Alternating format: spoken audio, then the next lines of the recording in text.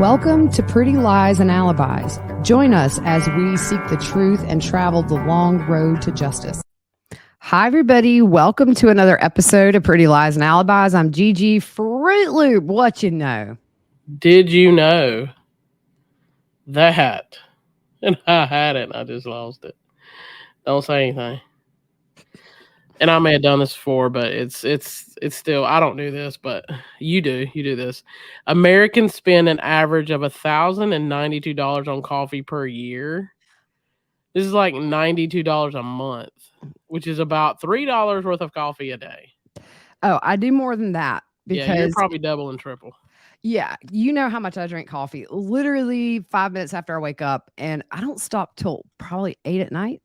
Yeah. I mean, it's just a really, thank God it's not alcohol.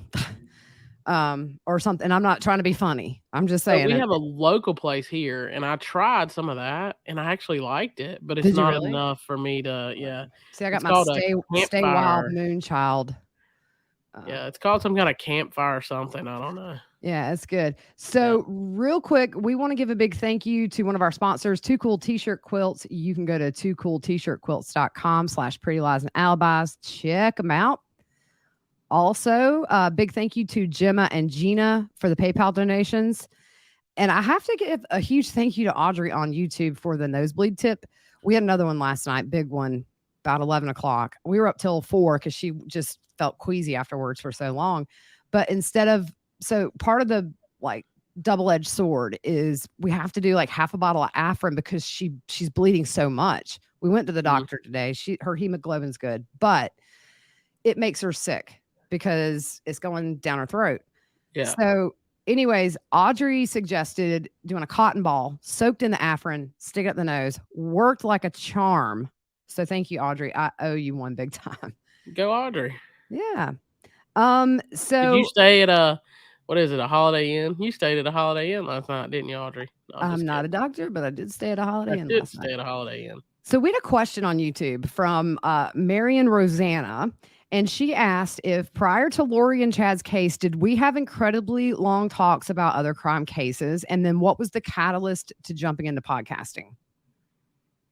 This case was the catalyst to jumping into podcasting? 100%. But what's weird is this. Fruit and I never talked about true crime really before the podcast unless we were watching Forensic Files or what was that other show? The First 48. First 48, yeah. Yeah. So like we would sit here and binge those shows for hours and, watch a couple of little YouTube documentaries, but no, we did not until the podcast. It's really kind of crazy if you think about it now, 300 and something episodes later. Yeah. The catalyst to jumping into podcasting, we were bored during COVID. And I started reading this case, got very interested, realized really early on it's going to be a whopper of a case. And so Fruit Loop, it was quarantine. At that point, you lived 5 minutes from me. You were always here because we were all quarantining. And so we just started researching Lori and Chad and everybody's name that we found associated with this way back in December of 2019. Yeah. Way before the internet got really clogged with news stories, we found like old social media accounts of Alex, weird websites. Remember, like we found them on some fetish sites or something. Oh, yeah. Just really weird stuff. And then the day they found the kids' bodies, we've told this story a few times. The day they found the kids' bodies, I called her. I said, get over here. Let's do it. We ain't looked back. So that's it. Yep. So Fruit Loop, did you hear about this deputy locally that was shot and killed in the line of duty on the 21st? I did. Oh, Austin Aldridge. Yes. I've tweeted about it, put it on Facebook, but he was murdered June 21st, responding to a domestic disturbance. He was only 25, had been on the force only for 3 years. Get this past Sunday, him and his wife just found out they were expecting their first child. A couple days later, he's killed in the line of duty, but in the ultimate final act of kindness and sense of community. He was an organ and tissue donor, and they say that 70 people will benefit from his donation. And they had a police escort from here in Greenville down to Columbia where they do the removal, and they just escorted him back today. So I just want to take a moment and just acknowledge this young man, 25, just found out less than a week ago he's going to be a daddy for the first time. and I'm just gonna a sad, sad thing. Yeah, I'm gonna tell you, if you ask, and I have police officer friends, if you ask them, they'll say that's the most difficult thing to do, and they dread the most is DV calls because Yeah. they're so unpredictable. Yeah, so we're just thinking about his family, his wife, and man, that little baby that's just never gonna get to meet their daddy. So, Fruit Loop, I think that people have been really receptive to this series Yeah, so far. We haven't yeah, screwed it up too bad. no, So we stopped at where did we stop yesterday? Oh, we were talking about Alex. He had just got released from jail. 2011, he was ordered by the court to pay $5,000 in restitution to Joe Ryan for the tasing incident. So we're going to jump and we're going to finish the custody stuff tonight. And we're going to jump a little bit to 2008, but Tylee's still 5.5 at this point. So June 30th, 2008, Tylee tells the counselor she doesn't want overnights with Joe because he molested her in Colby. So they're just still in court battling. I mean, this really goes on until Joe dies. But get this, in an email, Joe tells Lori, he said that he has Tylee covered on his insurance and he provides those policy numbers. He mentions that he had had a great visit with her, so he must have just seen her. And it's just all normal stuff. And at that point, it seems like Tylee is happy. And he had photos and videos that he must have sent to Lori of them. And get this, he tells Lori, she's a beautiful little girl. And I just want you to know that I will always love you as her mother. I'm gonna tell you, I went and looked today, and there's some photos, and I think Joe's sister Annie had. It was an article, and she had released these photos, but it's Tylee and her dad, and it looks to me like it's in Times Square. Yeah, she had on a Mary Poppins shirt. So I kind of Yeah. theorized maybe he took her to see Mary Poppins on Broadway. Yeah, and she truly looked happy, and so did he. Oh yeah, I've seen another picture where they're in the snow and it's like Tylee's busting a snowball over his head and like she's laughing. Yeah. I know Yeah. one that Annie posted too. There was a picture of Joe driving a convertible, and in the back seat was Tylee and I believe Annie's kids. And like you see every picture with Joe, Tylee is smiling and happy, but we know that there's a lot of turmoil. It's sad that Lori robbed Tylee of that relationship with her dad. Yeah. And robbed her of her life. I mean, come on. Alienation of affection to me is one of the worst forms of mental abuse that a parent can do to a child in a separation or divorce, because children just should never have to choose between two people that they did not pick to create them. And it messes these kids up in big ways later down the road. And I think what people don't understand is that kids are kids only for a little bit of time. They grow up, they learn true facts about what really happened. And, you know, I know people that have been victims of alienation of affection. And then when they get older, they realize, like, mom had me for like 12 years under her spell, but now I don't like you. It's a big risk. Yeah. So what happened on July 1st? There's a little bit of a report that's put out. So there was a concern about Lori misrepresenting information, and that was primarily about Tylee's medical intake form. And we've talked about it before, just making symptoms seem worse than they were. And what's that called? That word is Munchausen syndrome. Yeah. It's where the parent will say that like their kid has you know, these big symptoms, and then they never can find anything wrong. Because the thing is, I remember seeing pictures of Tylee in the hospital as a little, maybe 5 or 6 around this age, but also as a teenager. Yeah. Seems like this, you know, and we've never seen her medical reports. Obviously, I wonder honestly how much of that was stress induced. Yeah. Because I mean, she had been diagnosed with pancreatitis twice. Right. But that's kind of really rare for a kid to get. It's just like sometimes, you know, you wonder, they just kind of throw a diagnosis, even though they don't have like the medical evidence to back it up, but the reported symptoms are that. You know what I'm saying? You just never know with Lori. Yeah. So in one report, they mentioned that Tylee's become accustomed to the stress and also police presence in the case. And look, okay. People think I check my cell phone. I'm not looking at my cell phone. I saw somebody ask that one time, and I'm like, no, I'm looking at my CGM. It's telling me what my sugar is.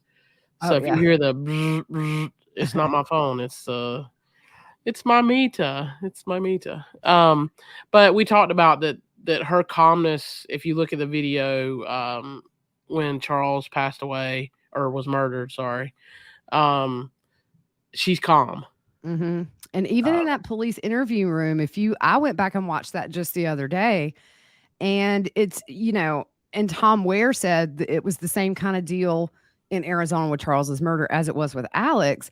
And you think about it, I mean, we know that Tylee immediately was taken away from there with her mom. They go to Burger King, they go to Walgreens, they take JJ to school. It's coaching. To me, I just imagine in that car, her mom saying, "This is what happened. This is what happened." We did a Yeah, prior episode that was called Lie After Lie, the day Charles died. And we're going to kind of revisit that episode later on when we get to that point. But there are discrepancies, and they're very simple, very simple details that nobody should mess up. And again, I just feel like Tylee, but if you look, her cheeks are so red. It's yeah, stress. yeah. She may be calm on the outside, but on the inside, you see it. Exactly. So we're gonna take this time right now to go over one of our sponsors. Oh, yep. So our next partner has a product I literally, y'all have used every day. I started taking AG1 because I don't eat well. Fruit Loop knows this. I don't eat often, and that's due to chronic nausea. But I've been taking it for 3 weeks now. We got it, and I really like it. It doesn't taste like super healthy. It to me, it's kind of more of a tropical taste, and I've Yeah, it's gotten to where I kind of fruity. look forward to it each morning. Yeah, it's fruity. Yeah. So what's in this stuff is with one delicious scoop of AG1, you're absorbing 75 high quality vitamins, minerals, whole food source superfoods, probiotics, and adaptogens to help you start your day right. This special blend of ingredients supports your gut health, your nervous system, your immune system, your energy, recovery, focus, and aging. Yeah, and my Uncle Steve, I've got him hooked on it because I gave him a few of those little travel packs, and he Yeah, just ordered last night using our code. But if you want to look at what it costs less than $3 a day. You can't go through McDonald's for that. And yeah. not only are you investing in your health, it's cheaper than whatever cold brew habit you got going on right Which now. we just shared earlier is costing you a lot of money. Right? Yeah, a lot. But if you think you go to a health food store and get all these supplements, it's way cheaper than buying all these different pills. And you're just really investing in an all-in-one nutritional insurance. Yeah. So Athletic Greens is a climate neutral certified company. In 2020, AG purchased carbon credits that support projects protecting old growth rainforest. For every purchase, we donate to organizations helping to get nutritious food to kids in need, including No Kid Hungry here in the U.S., which is awesome. Yeah, it's really cool. In 2020, AG donated over 1.2 million meals to kids in 2020. So you're giving back. Right. So it's time to reclaim your health and arm your immune system with convenient daily nutrition. It's just one scoop in a cup of water every day. That's it. No need for a million different pills and supplements, just to look out for your health. So to make it easy, Athletic Greens is going to give you 1 free year supply of immune supporting vitamin D and 5 of those free travel packs I just talked about with your first purchase. So all you have to do is visit athleticgreens.com/whattheworld. Again, that is athleticgreens.com/whattheworld to take ownership over your health and to pick up the ultimate daily nutritional insurance. So What the world, guys, do it. yes, we actually had some people in YouTube ask for the link, and it's in the description of these episodes. Yep. So July 3rd, 2008, Tylee meets with Dr. Wilcox, and they are still talking about the sexual abuse allegations. And Tylee said it happened when she was 4. So Dr. Wilcox asked if she saw her dad when she was 4. Remember, there was a year where Joe didn't get to see her. And Tylee said, no, it wasn't last year. It was 4 years ago. That would have been when she was 1. Then Tylee says she doesn't want overnights with Joe because she doesn't want to be away from her mommy. So, gosh, July 7th, 2008, prior to a session with a professional, Lori told the professional that Tylee reported seeing needles in Joe's bathroom. So during the session, Tylee also said she saw needles in Joe's bathroom. It's insane. I mean, it's like, okay, so the molestation didn't fly. Let's accuse him of being a needle user. It's so July 11th, Tylee says she doesn't want to talk about Joe or being molested. And when asked about that, Tylee gets tearful and says maybe it wasn't true. So July 12th, the supervisor says Tylee was taking photos of Joe's bathroom with a cell phone camera. When asked why she was doing that, Tylee said her mommy told her to take pictures of Joe's bathroom. Jesus. So on July 14th, 2008, Tylee's guardian at Idaho, Mary Fogel, files a report on Tylee's progress.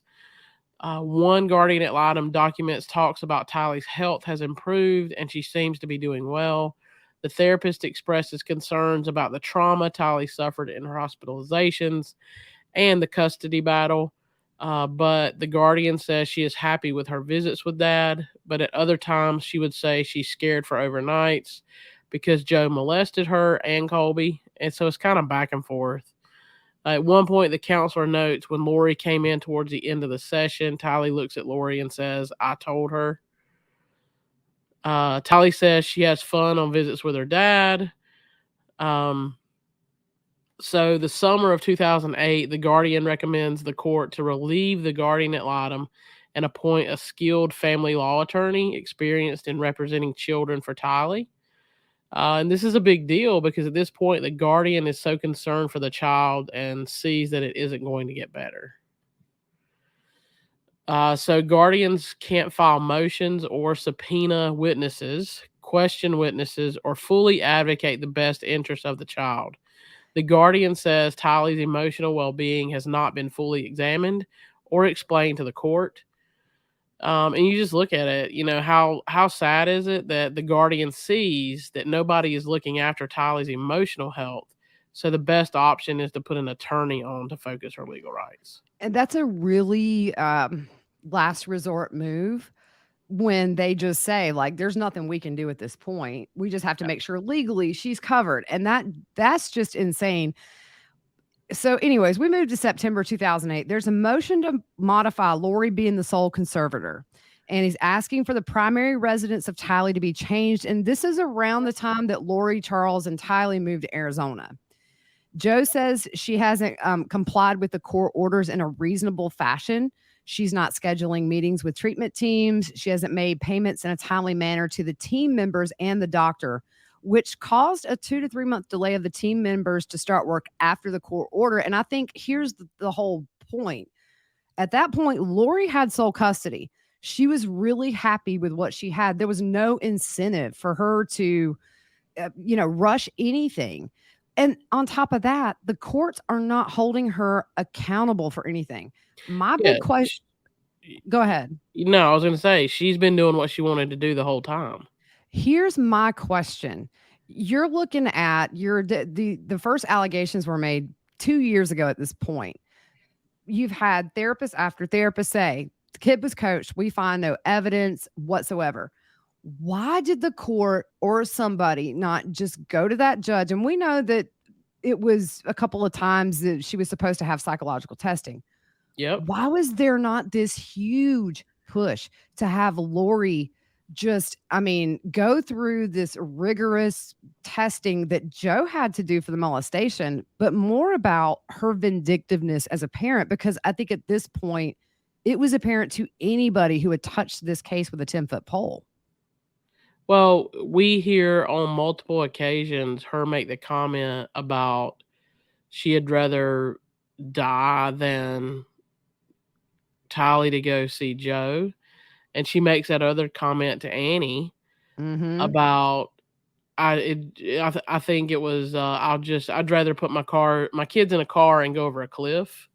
Yeah, that was talking about in the time stuff, I think, or whatever. But that was the last visit actually that Annie had with Tylee after Joe died. She went down to see her, and we'll get to that later because I think at that point Annie had Lori pegged way back then too, 2018, the year before. Yeah, she texted her daughter Annie and said, totally nailed Lori. Yeah, and she texted her daughter and said, Lori's off her rocker. So, yeah. So the treatment team said that Lori is just inaccessible, and they request she return to Austin from Arizona. where she says she has moved. And, you think back, I don't think she was allowed to move more than 100 miles. We Yeah. did read that she would fly Tylee from Arizona to Austin to accommodate visitation. But I mean, that's a disruption to Tylee every weekend taking a flight from Arizona to Texas.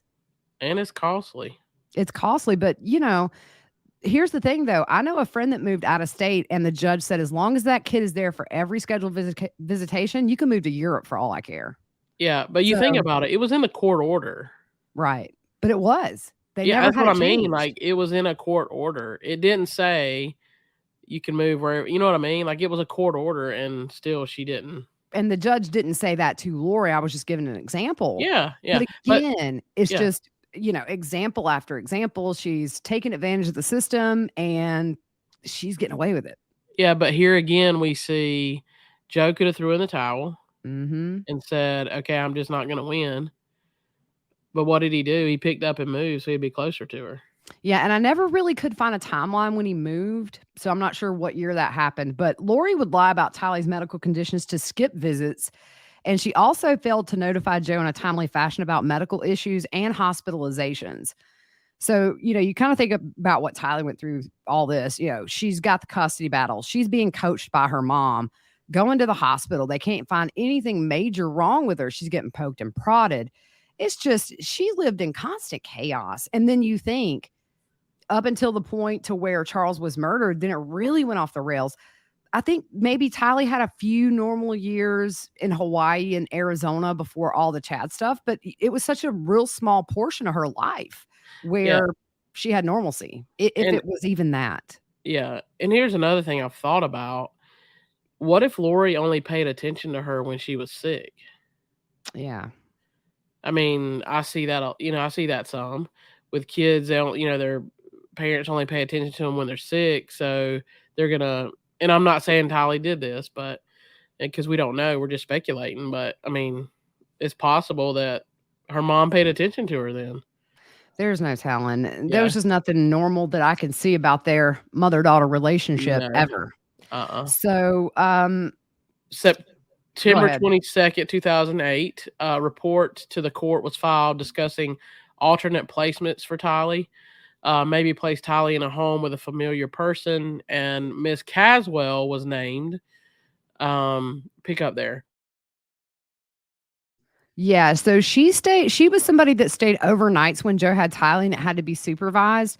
And this would give things time to resolve without Tylee constantly in the middle. The other option that was discussed was temporary foster care. They talked to Joe and Miss Caswell about Tylee possibly staying with her, but there were some issues as to why her home wouldn't work. And she said there was a personal safety issue in this case. And also, she had problems conveying behavioral suggestions to Joe in the past.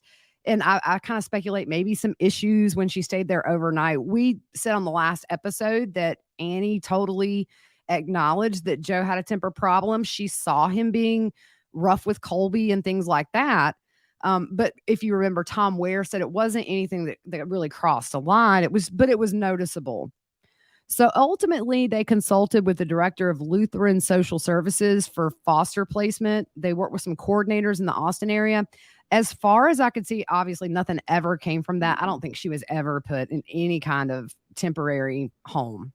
No. And on July 17, 2009, Joe files a custody suit against Lori in Texas. It goes to Arizona courts, and that same year, Lori is found in contempt for judicial interference for disobeying a child custody agreement. And that same year, she is found guilty of 7 different civil contempt charges. And this was revealed when? In her initial appearance? In Hawaii? I believe it was Hawaii. Yeah, because they were saying she's not a flight risk. She hasn't fled the island. She knew they're watching her. And the guy's like, yeah, no, she has a big history. Yeah, but as usual, she escaped penalty for any of that. She should have been in jail. Yeah. So August the 5th of 2011, Joe files a petition to modify child custody, parenting time, and child support. This was in Maricopa County, Arizona. Joe said Lori just wouldn't let him see Tylee despite their custody agreement. So August the 13th of 2011, a process server serves Lori with the August 5th petition. The document ordered Lori to undergo a psychological evaluation after she told social workers that death would be an option before giving Tylee to her father, Mr. Joseph Ryan, even for a visit. The document says these are real and serious concerns. Now, here's what's interesting, and I kind of pulled this together. She had just had another psychiatric evaluation on August 1st, which was related to Charles's custody case with his ex-wife. And so now it's like they want a second psychiatric evaluation. You think about it. In 2011, she had one in Community Bridges. She was in and out in a few hours. She knew how to work these people. Yep. It's crazy. So in 2011, a civil court again finds Lori in contempt of court and charges her with judicial interference for disobeying a child custody agreement with Joe Ryan. Joe files more petitions in 2012 and 2014. It looks like he was finally successful in 2014 because there was a stipulation to credit or offset the petitioner father's child support obligations for 7 months, commencing June 1st, 2014. And we also know at one point Joe was given primary custody for Tylee to stay with him in Arizona for the school year. And this was after Lori and Charles moved to Hawaii. We don't know if she ever did. So this goes on really, like we said, until Joe dies. The last filing in Travis County for the custody battle was October 17th of 2017. And that was actually a notice of what they call DWOP, which means dismissed for want of prosecution. It means your case is dismissed by the judge because nothing has happened in your case for a while. You've missed a hearing or whatever. The last filing I can find in Maricopa County was 2014. But Justin Lum spoke to Joe's old attorney, Keith Taniguchi. And what did he say? He said that Joe stayed with him for several months in Austin trying to get on his feet. He also lived with Keith's brother for a while, and he eventually moved to Arizona to be close to Tylee. It looks like he had some drinking issues towards the end. He had like 3 DWIs in Arizona and was considered unemployable. Joe's attorney thought he was going to New York, but found out he went back to Arizona, and that's where he died. Yeah. I mean, the sad thing is he still had visitation rights, but I mean, we don't think he was seeing her. Yeah, I don't know that I ever really saw any pictures when she was, close to the time when he would have died. Yeah. He said that, at that point, Tylee's living in Hawaii, and she's kind of back and forth, but he thinks Joe obviously was depressed. I mean, who wouldn't be after all that? He also believes the stun gun attack affected his heart, and maybe that contributed to his death. He said he would be interested to see if Joe and Lori were emailing or texting before his death because, according to Lori, they hadn't spoken in 2 years. Joe's former lawyer said that Tylee meant everything to him because we know that Joe grew up, without a family, and he was kind of in and out of foster care, and she was all he had other than, his siblings, which they all had their own lives. They lived in different states. So he said when he heard the news about the kids and Lori, he just wasn't surprised. He said Lori was the crime boss. She doesn't get her hands dirty, but she orders everything. And I've always wondered this. Okay, so I always think that Lori's responsible for Joe. But if she didn't have a physical hand in his death, she wished death on him. We get to a point to where she is caught on audio saying that she was going to kill Joe and all this stuff. I wonder if it validated any kind of power in her mind that I wished him dead and then he was found dead. Well, they conjuring up all them earthquakes and stuff. Yeah. So that kind of finishes up. We could have spent another 2 weeks on the 1,700 plus pages about this, but we wanted to give you just, kind of an in-depth look, but also to tell Joe and Tylee's story because ultimately the courts failed them. And I tweeted out yesterday a side-by-side comparison of Joe's passport picture that was taken in, I believe, like 2007, then his driver's license picture, which was taken 10 years later. It looks like 2 different men. He's just defeated. He kind of looks out of shape. There's no expression. There's no joy on his face. In fact, that driver's license would still be valid, I think, till next year. Just a really sad thing. So we're going to stop here tonight and just let this be the end of the custody battle. We felt like Joe and Tylee needed their own little section of this whole timeline because it fits and I think it shows so much early on that explains a lot of what we know that happened after 2018. And we're going to get to all that. We're the next episode, we're going to get into a little bit of a timeline, but also we're going to dive into Chad's blog because I found it on the Wayback Machine. And it's going to be a couple of episodes of his writings, but I think it really gives a lot of insight into what Chad thought powers he had. And I think it comes across as just arrogant and all-knowing and all that. So we've got so much more to go, guys. But in the meantime, buckle up, Buttercup. We just getting started.